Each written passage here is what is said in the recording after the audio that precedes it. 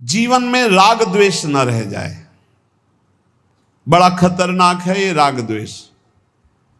अगर किसी से राग है तो बड़ा सूक्ष्म होता है राग का धागा, और वो जब हमारे ऊपर संकट आएगी, विपत्ति आएगी, या तो वो धागा दिखाई देता कि अभी वो है ना।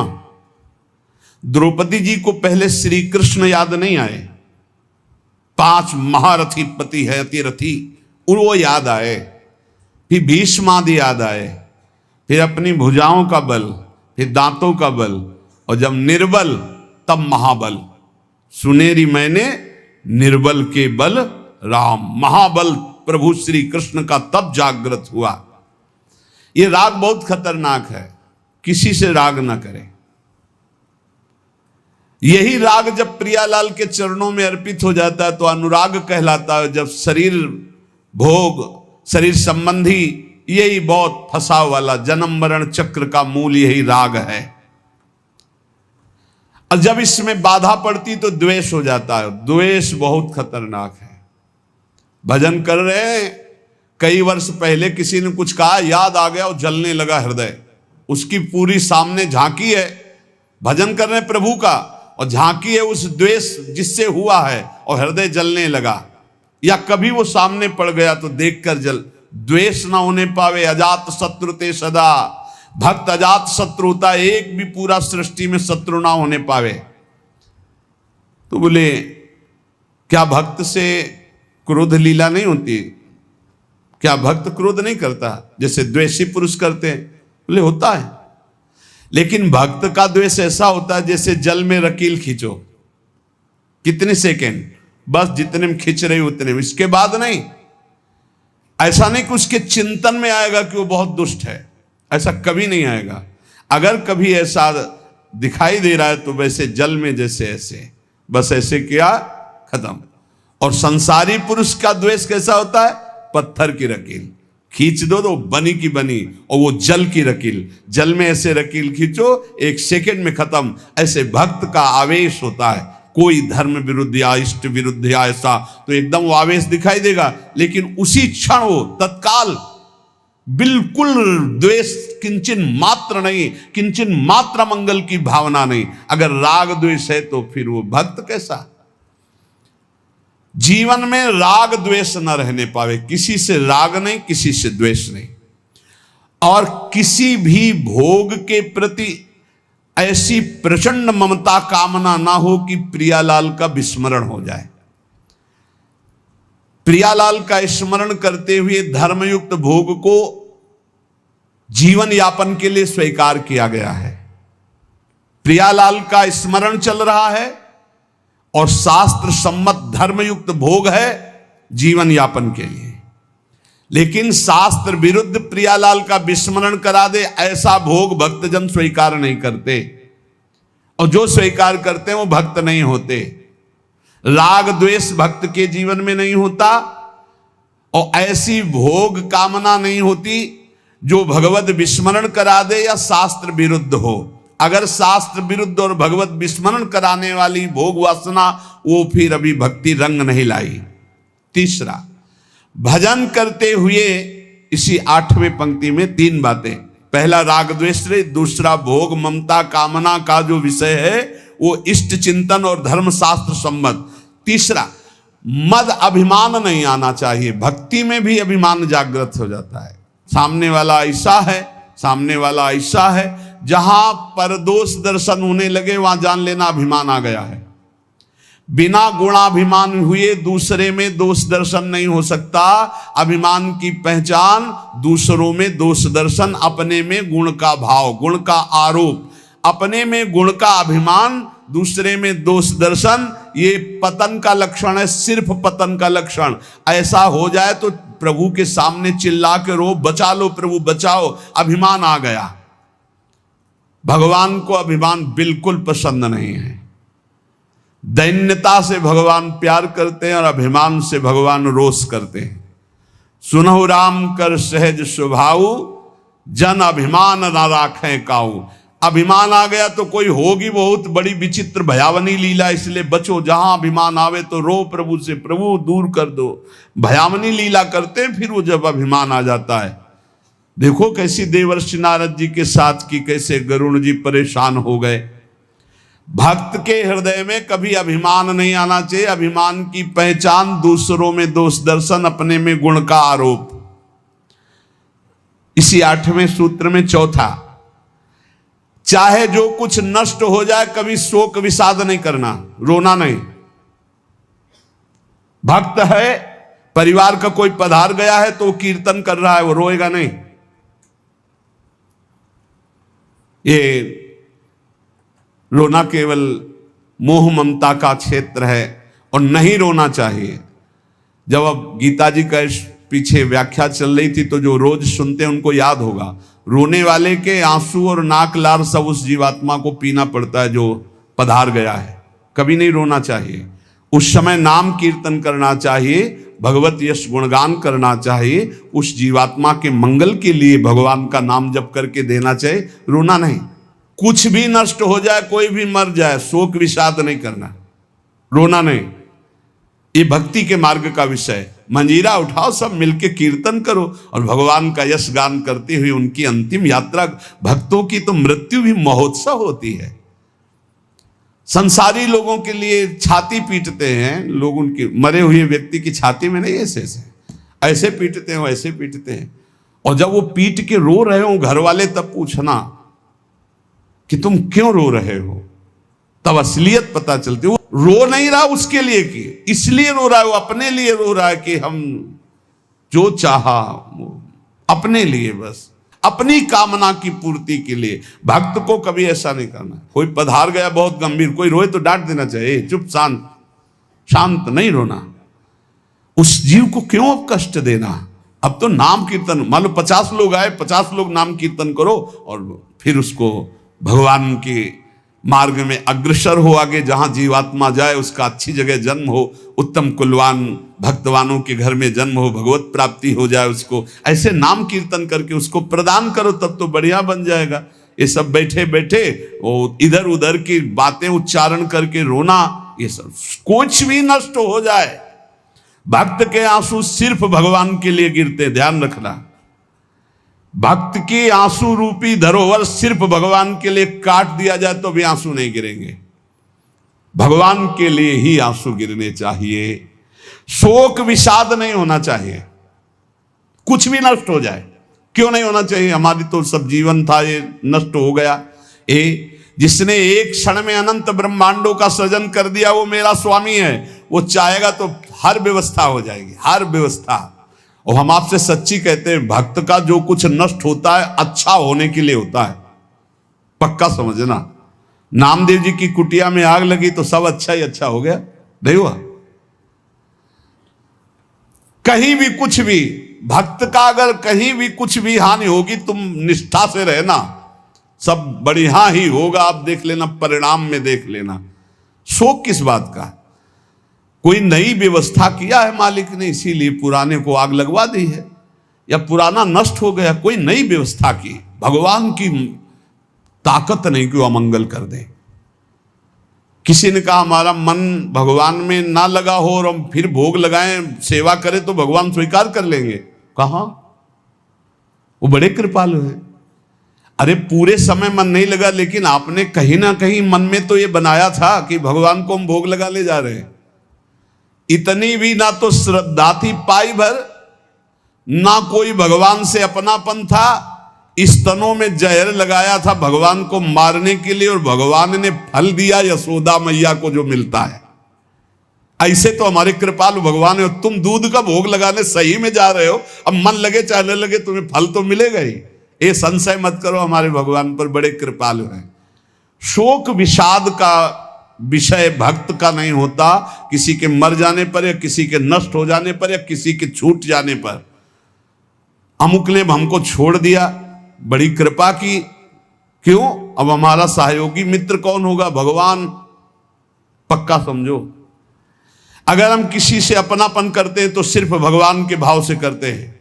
मेरे प्रभु, आप इस हृदय मंदिर में बैठे, इसलिए मैं आप बस, और कोई संबंध नहीं।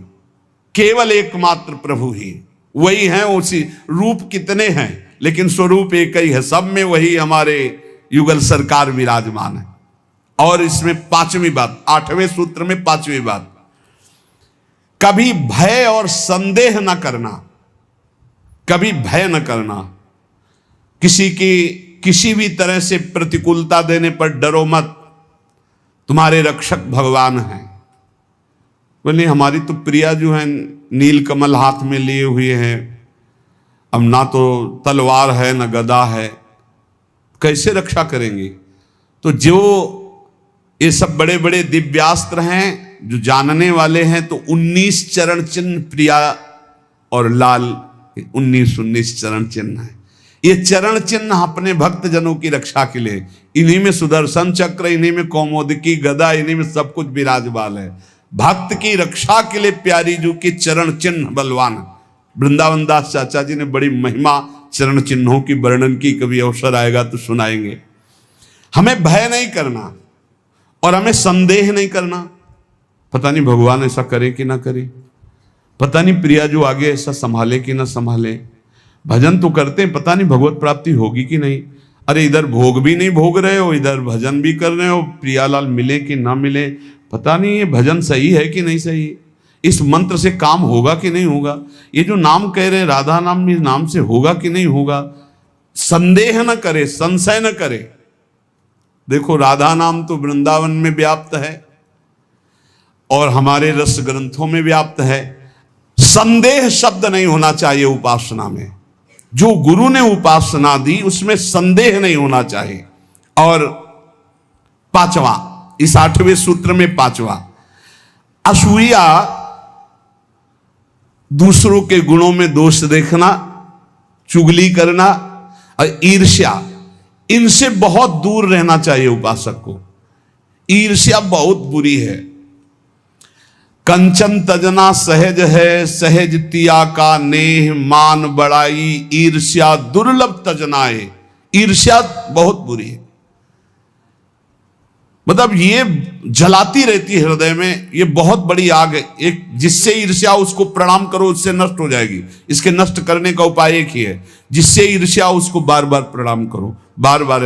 और वो तुम्हें कितना भी कड़ुआ बोले, तुम बुरा मत मानना, तो तुम्हारी ईर्ष्या नष्ट हो जाएगी। नहीं, ईर्ष्या बेमतलब जलाती रहती है। और किसी के गुणों में दोष ना देखे, किसी की चुगली ना करे।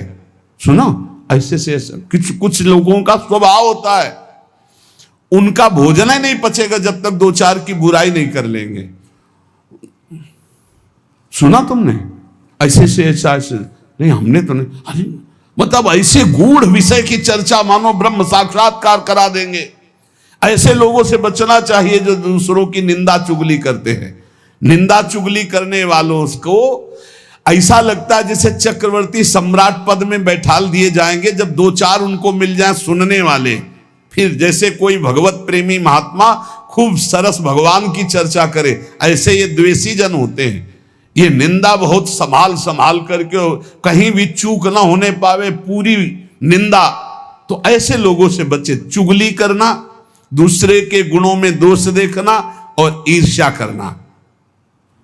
भगवदानंद का जो तारतम्य वर्णन करते हैं शास्त्र हमारे, पहली बात तो ये कहते हैं कि कोई भी कुछ भी करता है तो अपने सुख के लिए करता है। हमें सुख प्राप्त हो इसलिए, वो किसी और के लिए नहीं करता। नावा अरे पत्यु कामाय पति प्रियो भवति, आत्मनस्तु कामाय पति प्रियो भवति। नावा अरे जायायै कामाय जाया प्रिया भवति, आत्मनस्तु कामाय जाया प्रिया भवति। उपनिषद अर्थात वेद ऐसा कहते हैं, यहां परस्पर जो प्रीति है वो अपने सुख के लिए है, कोई किसी के सुख के लिए प्यार नहीं करता। जैसे नावा अरे पत्यु कामाय पति प्रियो भवति, अगर पत्नी पति से प्रीति करती है तो अपने सुख के प्रयोजन से करती है। पति के सुख का लक्ष्य नहीं होता। नावा अरे पत्यु कामाय पति प्रियो भवति, वो पति को प्यार करती है तो अपने सुख के लिए करती है। ऐसे ही आत्मनस्तु कामाय पति प्रियो भवति, यदि पति पत्नी से प्यार करता है तो वो अपने सुख के लिए करता है। जहां अपने सुख में बाधा हुई वहां कोई प्यार दिखाई नहीं देगा। अपने सुख के लिए ही सब जीव प्यार करते हैं, सब क्रियाएं करते हैं, सब विचर रहे हैं केवल अपने सुख के लिए। नावा अरे जायाई कामाय जाया प्रिया भवति, आत्मनस्तु कामाय जाया प्रिया भवति। इसी तरह से जो पुत्र वित्त जो भी सुख है वो अपने सुख के लिए है। हमें सुख मिलता है इसलिए हमें पुत्र प्रिय है, पुत्री प्रिय है, धन प्रिय है, मकान प्रिय है, हमें सुख मिलता है। जिस दिन हमें सुख मिलना बंद हो गया हमारा प्यार कहीं नहीं रह जाएगा।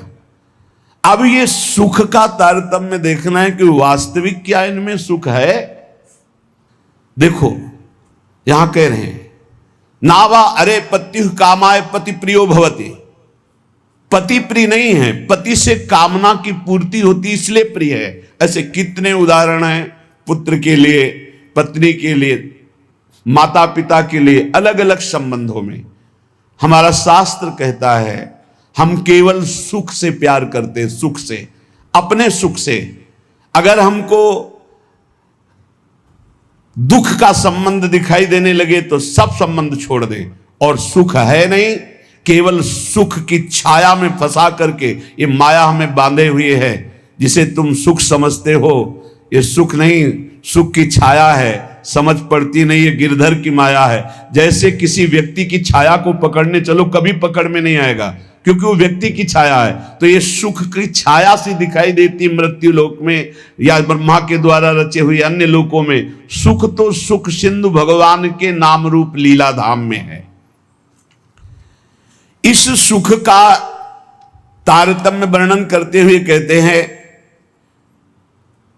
कि सबसे बड़ा सुख जो आनंद सिंधु सुख राशि, सीकर तय त्रैलोक सुपासी। सीकर कहते हैं एक बूंद जैसे ऐसे मारो उसमें जो छोटे कण निकलते हैं उसे सीकर कहते हैं। आनंद समुद्र भगवान के एक बिंदु के, एक सीकर के सुख से पूरा त्रिभुवन सुपास, पूरा त्रिभुवन सुखी हो रहा है। जो सुख का आभास भी मिल रहा है वो सच्चिदानंद भगवान है, इसलिए सुख का आभास मिल रहा है। शास्त्र कहता है यदि आनंद की प्राप्ति करनी तो आनंदो ब्रह्मेति व्यजानात् आनंदाद्धेव खल्विमानि भूतानि जायन्ते आनंदेन जातानि जीवन्ति आनंदम प्रयन्त्यभि संविशन्ति। वेद कहता है आनंद से ही हमारी उत्पत्ति हुई है। हम आनंद सिंधु भगवान के अंश हैं, इसलिए सहज सुख राशि, चेतन अमल सहज सुख राशि। आनंद ब्रह्म है, उसी आनंद ब्रह्म से हमारी उत्पत्ति हुई, अर्थात हम उसके अंश हैं। हमारा स्वरूप भी आनंद स्वरूप ही है और आनंद की ही हम खोज कर रहे हैं।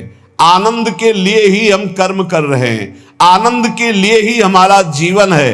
पर हम आनंद में प्रविष्ट होना नहीं जाने कि आनंद है कौन सा। हम समझते हैं शरीर में आनंद है, पुरुष शरीर में, स्त्री शरीर में, अमुक धन में, अमुक भोग में, अमुक क्रिया में। आज तक किसी को आनंद नहीं, ग्लानि और पश्चाताप प्राप्त हुआ। आनंदम ब्रह्मणो विद्वान न बिभेति कुतश्चन आनंदो ब्रह्मेति वजानात्। जो परमात्मा है, योगी जन जिसे परमात्मा कहते हैं, ज्ञानी जन जिसे ब्रह्म कहते हैं, भक्त जन जिन्हें भगवान कहते हैं, प्रेमी जन जिन्हें लाडले कहते हैं, वो आनंद स्वरूप हैं, वो सुख समुद्र हैं।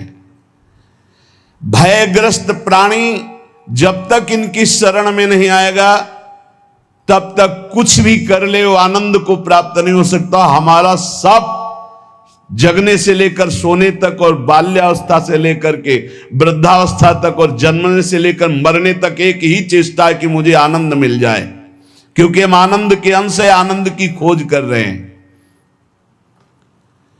यदि तत् सुकृतम रसो वैशः रसम हृवायम लब्ध्वानंदी भवतु। वो परमात्मा स्वयं रूप तत्व रूप है, पूर्ण रस स्वरूप है, और जो इस रस स्वरूप परमात्मा को जान लेता है वो ब्रह्मानंद में डूब जाता है, वो आनंदमय हो जाता है। हम आनंद की खोज कर रहे हैं भोगों में, वो वेद शास्त्र पुराण ऋषि मुनि क्या कह रहे हैं कि आनंद स्वरूप परमात्मा है, और जो उस परमात्मा रस स्वरूप परमात्मा का अनुभव कर लेता है, जान लेता है, वही आनंद को प्राप्त होता है। देखो, आनंद का तारतम्य बतलाते हुए श्रुति कहती है, इस मृत्यु लोक में युवावस्था हो, जवान शरीर हो, श्रेष्ठ आचरण हो, वैदिक सिद्धांतों को जानने वाला हो, अपने इंद्रियों के शासन में कुशल हो, सफल कर्मण्यता हो, शरीर में कोई रोग न हो, बड़ा सुंदर हो, बलवान हो, खूब सुदृढ़ शरीर हो, धन संपत्ति हो, मनमानी भोगानंद प्राप्त करने के लिए सुंदर हर वस्तु उसके पास हो, सुंदर स्त्री, वैभव, हर सब कुछ। इसे कहते हैं एक मानुषानंद, मृत्यु लोक का। सुनते जाना, इसे कहते हैं मानुषानंद। और जब कोई उत्तम कर्म करता है, शुभ कर्म करता है, तो उत्तम कर्म करके वो गंधर्व योनि को प्राप्त होता है, उसको मनुष्य गंधर्व कहते हैं। इस मनुष्य गंधर्व को मानुषानंद से 100 गुना बढ़कर आनंद प्राप्त होता है। मानुषानंद समझा? वैदिक सिद्धांत को जानने वाला, युवावस्था, सुंदर शरीर, रोग रहित और अपार धन संपत्ति, सुंदरियां, सब सुख मृत्यु लोक का। कोई सुख ऐसा नहीं कि इसके पास ना हो, उसे कहते हैं मानुषानंद। उस मानुषानंद से उत्तम कर्म करके जो गंधर्व योनि को प्राप्त हुआ, उसे मनुष्य गंधर्व कहते हैं। उस मानुष गंधर्व को मानुषानंद से 100 गुना बढ़कर सुख मिलता है, मानुष गंधर्व को। और उस मनुष्य गंधर्व के आनंद से 100 गुना बढ़कर के देव गंधर्व, जो देवता गंधर्व रूप में ये साधन करके गंधर्व बना, 100 गुना मानुषानंद से बढ़कर, और उस मनुष्य गंधर्व से देव गंधर्व को 100 गुना बढ़कर के ये देव जाति स्वयं प्रकट हुए गंधर्व योनि में। इस आनंद का 100 गुना आनंद बढ़ करके पितृलोक में जो वास करते हैं, पितरों को, उनसे 100 गुना आनंद जो स्मृति शास्त्रोक्त कर्मों का आचरण करके, यज्ञ आदि करके उसके फलस्वरूप देवता बने, उन्हें अजानज देवता कहते हैं। पितरों से 100 गुना आनंद बढ़ करके अजानज देवता को प्राप्त होता है, और अजानज देवता से बढ़कर 100 गुना देवताओं को आनंद प्राप्त होता है, जो देव योनि में सीधे प्रकट हुए हैं।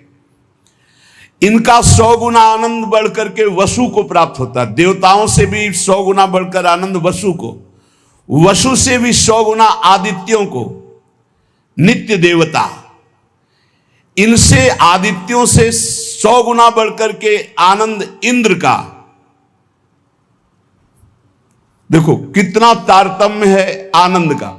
और इंद्र के आनंद से 100 गुना आनंद बढ़कर के बृहस्पति जी का, बृहस्पति जी के आनंद से 100 गुना आनंद बढ़कर के प्रजापतियों का, दक्ष प्रजापति आदि। ऐसे प्रजापतियों के 100 गुना आनंद बढ़कर के परमेष्ठी पद, ब्रह्मा के पद में। और जिनको ब्रह्मलोक तक कहीं आसक्ति नहीं है, ऐसे जो ब्रह्मनिष्ठ श्रोत्रीय महापुरुष हैं, उनके उस अखंडानंद का तो वर्णन ही नहीं किया जा सकता, जिसे मोक्ष सुख कहते हैं। इस प्रकार सर्वोपरि हुआ ब्रह्मानंद, जो ब्रह्म सुख परमेष्ठी पद है, उससे भी कई गुना बढ़कर के ब्रह्मानंद है, सर्वोपरि आया ब्रह्मानंद। अब कह रहे हैं, ध्यान से सुनना, ब्रह्मानंदो भवेद देशो चेत परार्ध गुणी कृतः नैति भक्त सुखाम बोधई परमाणु तुलामपि।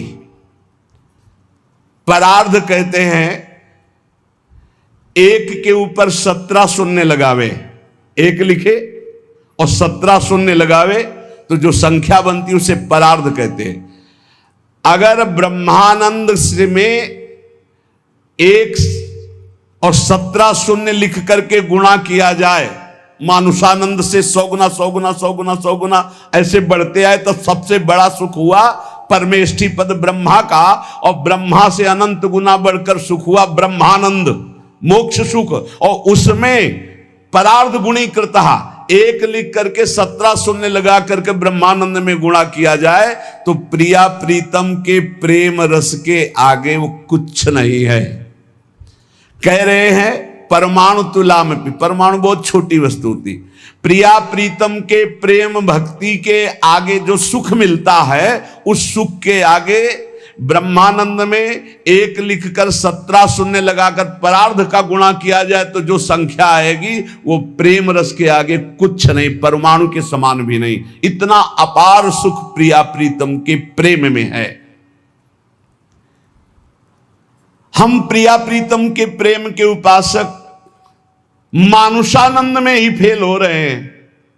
गंधर्वानंद, अजानज देवता, फिर देवता वसु आदित्य, फिर देवराज इंद्र, बृहस्पति, प्रजापति, ब्रह्मा का सुख, और फिर ब्रह्मानंद, और फिर ब्रह्मानंद से भी परार्ध गुणीकृता ये प्रिया प्रीतम का प्रेम वो परमाणु तुल्य भी नहीं है।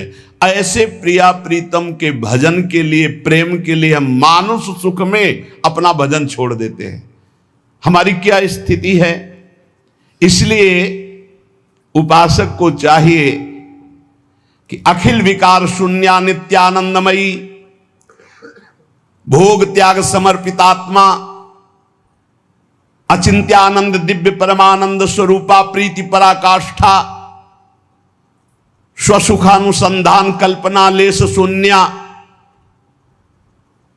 श्याम विदुवदन चकोरी श्री कृष्ण मनोमनस्विनी श्री कृष्ण प्राण प्राणा ऋषि मुनि मना कर्षक चित्ताकर्षणी श्री कृष्ण हृदया श्री कृष्ण जीवना श्री कृष्ण स्मृति रूपा श्री कृष्ण सुखैक मना श्री कृष्णानंद प्रवर्धनी श्री कृष्ण प्राणाधिदेवी श्री कृष्णा आराध्या श्री कृष्णा आराधिका नित्य कृष्णानुकूल्यमयी श्री कृष्ण प्रेम तरंगिणी श्री कृष्ण अर्पित मनोबुद्धि श्री कृष्ण सेवामयी श्री कृष्णास्या श्री कृष्णाश्रिता श्री कृष्ण कीर्ति ध्वजा श्री कृष्णात्म स्वरूपा श्री लाडली जी की उपासना में अपना अस्तित्व मिटाना होता है।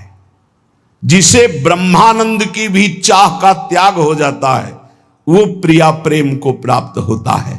इसलिए उपासक को चाहिए कि पहले अपना लक्ष्य दृढ़ करे। जीवन का चरम और परम लक्ष्य एकमात्र भगवत प्रेम, भगवान की प्राप्ति। ध्यान दीजिए, प्रियालाल की उपासना में सबसे पहले उपासक को दृढ़ निश्चय करना है, आशा बंधा, दृढ़ आशा, इसी जन्म में मुझे प्रियालाल का प्रेम प्राप्त होगा, इसी जन्म में हम प्रियालाल को प्राप्त होंगे, पक्का। बुद्धि केवल प्रियालाल के विषय में ही विचार करे। जीवन भर हमारा एक ही कार्य है साधना का, मय्येव मन आधत्स्व मयि बुद्धि निवेश है। प्रियालाल में मन लगाना है, प्रियालाल में बुद्धि लगानी। बुद्धि का काम है निश्चय करना, मन का काम है संकल्प विकल्प करना। अब निश्चय तो हमारा दृढ़ हो गया कि प्रियालाल ही हमारे हैं, निश्चय हो गया कि सुख है प्रियालाल में, बस ये झूठे संसार में नहीं।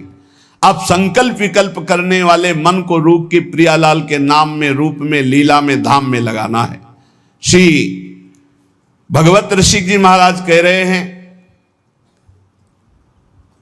हम शिष्य श्यामा श्याम के गुरु, हम श्यामा श्याम। बड़ी ऊंची स्थिति की बात कह रहे हैं। ये तभी होती जब हमारा मन और बुद्धि का निश्चय केवल श्यामा श्याम में है। देखो, ये गुरु शिष्य का संबंध प्रियालाल से संबंध दृढ़ होने के लिए है। वही श्यामा श्याम अपने स्वरूप का प्रकाश करने के लिए, प्रेम का प्रकाश करने के लिए, मार्ग का ज्ञान कराने के लिए गुरु रूप में विराजमान होते हैं, और कोई दूसरा नहीं। गुरु गोविंद न भेद कराए। लेकिन यह बाहरी व्यवहार का क्षेत्र नहीं गुरु शिष्य का, ये शुद्ध परमार्थ का संबंध है। इसमें लौकिकता की गंध भी नहीं है। इसीलिए कह रहे हैं, हम शिष्य श्यामा श्याम के, गुरु हम श्यामा श्याम। ओत प्रोत अर्पण कियो, निज मन तन धन धाम। निज मन तन धन धाम, निरंतर अंतर नाही। निस दिन दुख सुख संग, असुचि सुचि घर बन माही। नश्वर नेह निमित्त देह, नाते सो उपशम। भगवत हमरे प्राण सदा, भगवत के हैं हम। भगवत ऋषि जी कह रहे, हम किसी और के न शिष्य हैं और न किसी के गुरु हैं। हम देहाभिमानी गुरु चेला नहीं है। चेला काहू के नहीं, गुरु काहू के ना है। सखी लड़ैती लाल की, रहत महल के माहे। रहे महल के माए, टहल सब करे निरंतर। दंपति अत्य कुलाए, पलक कहूं पर जो अंतर। भगवत भगवत कहां करें नहीं, हम बिनु केला। ताते हम परिहरे, देह मानी गुरु चेला। ये देह मानी संबंध नहीं है।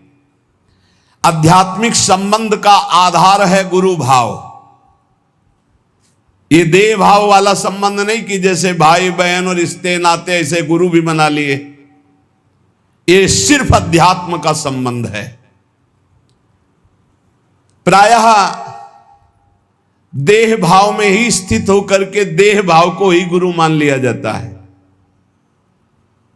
नहीं, ये देह भाव का नाश करने के लिए संबंध है गुरु शिष्य का।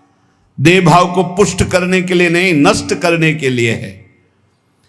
अपने देह की उपेक्षा करके गुरु को सच्चिदानंद के स्वरूप में स्वीकार करना परमार्थ का स्वरूप है। गुरुर् ब्रह्मा गुरुर् विष्णु गुरुर्देव महेश्वरा, गुरु साक्षात परब्रह्म तस्मै श्री गुरुवे नमः। तो गुरु का देह मंदिर है, उसके अंदर बैठा हुआ जो परमात्म तत्व वही गुरुदेव है।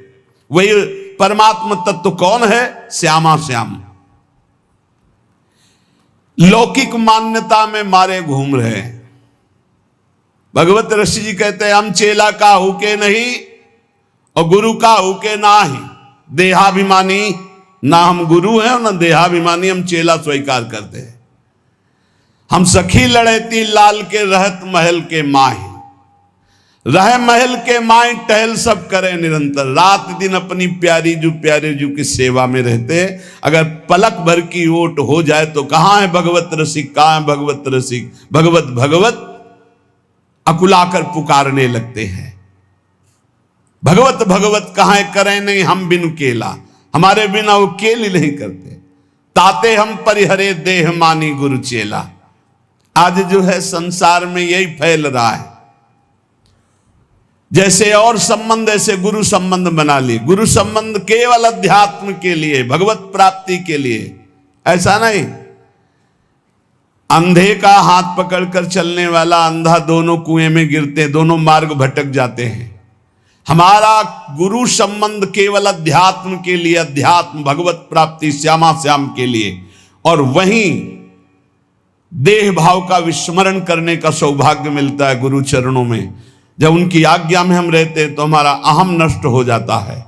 पर किनकी आज्ञा में? जो देह मानी नहीं, जो स्वरूप बोध प्राप्त है, जो शब्द ब्रह्म पार ब्रह्म के अनुभूत महापुरुष हैं, जो प्रियालाल के अनुरागी जन हैं, वो प्रियालाल और उनमें किंचन मात्र भेद नहीं है। इसीलिए हम शिष्य श्यामा श्याम के और गुरु हम श्यामा श्याम। कितनी ऊंची स्थिति। भगवत रसिक जी कह रहे हैं, हम शिष्य हैं श्यामा कुंज बिहारी के और हम गुरु भी हैं श्यामा श्याम के। ये श्यामा श्याम के गुरु हैं।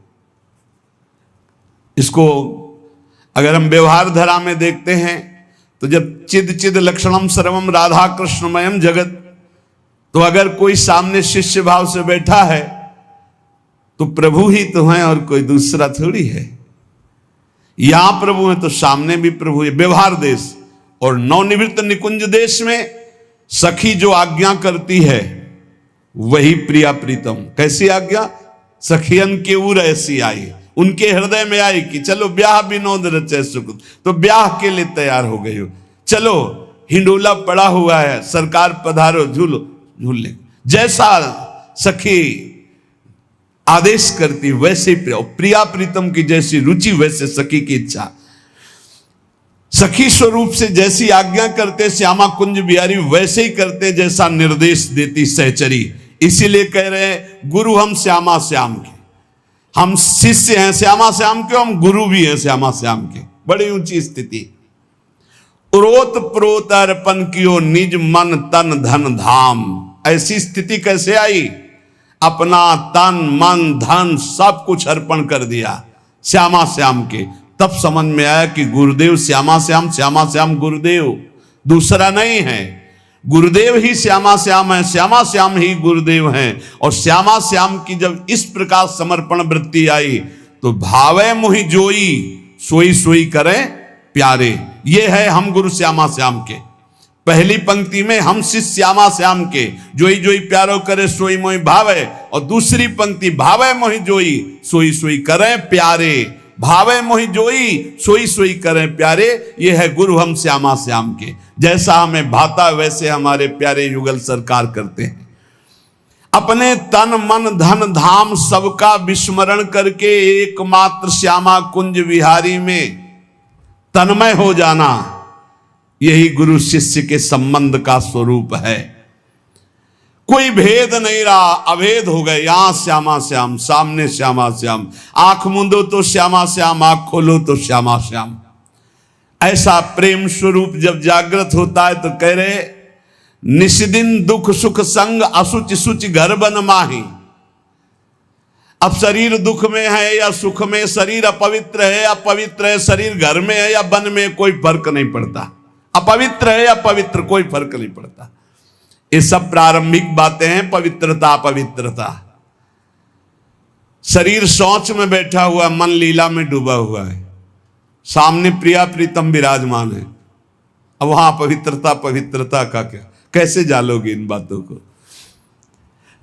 कह रहे निष्दिन दुख सुख संग असुच सुच घर बन माही। अब नश्वर नेह निमित्त देह नाते सो उपसम। ये नश्वर आसक्ति का कारण जो शरीर धर्म है, शरीर संबंध है, शरीर भोग है, इनका जो पूर्ण रूप से त्याग कर देता है वही इस स्थिति को प्राप्त होता है। अब हमारे श्यामा कुंज बिहारी प्राण धन सर्वस्व है, सर्वस्व है। वही हमारे शिष्य हैं, वही हमारे गुरु हैं, वही हमारे जीवन है, वही हमारे प्राण हैं।